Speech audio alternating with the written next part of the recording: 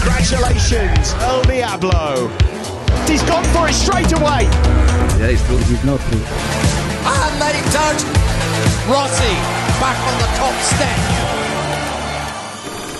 All the blood, sweat and tears, all the surgeries, all the sacrifices have been worth it. He joined Ducati to enjoy racing again. He joined Ducati to win again. One of the greatest comebacks in Grand Prix history is complete here in Aragon. He's been pure magic in Motorland.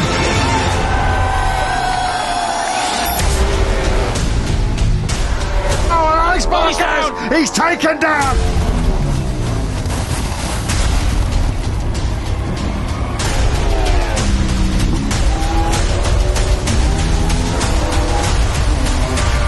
Jorge Martin takes second, but he now is in complete control.